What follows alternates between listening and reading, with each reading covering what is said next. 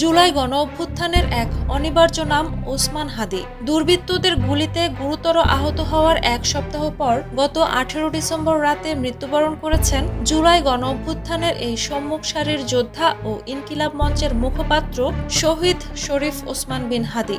তবে প্রশ্ন, এটিই কি তার আসল নাম?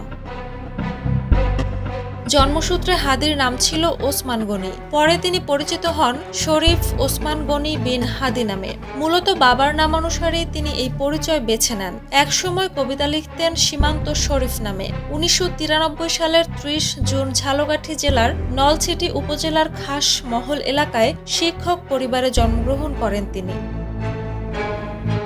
মৃত্যুর পরে শহীদ ওসমান হাদিকে ঢাকা বিশ্ববিদ্যালয়ের কেন্দ্রীয় মসজিদের পাশে কবি কাজী নজরুল ইসলামের কবরের নিকটেই সমাহিত করা হয়, যেন বাংলাদেশের প্রতিবাদী চেতনার এক প্রজন্ম থেকে আরেক প্রজন্মে উত্তরাধিকার বহন হয়। তার মৃত্যু প্রমাণ করল মানুষ মরে যায়, কিন্তু তার নাম আর আদর্শ মরে না। হাদি চলে গেছেন, কিন্তু তার স্বপ্ন বেঁচে থাকবে কোটি কোটি মানুষের মাঝে।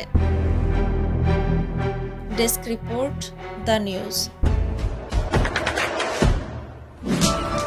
দেশে দেশে সবার সাথে দ্য নিউজ।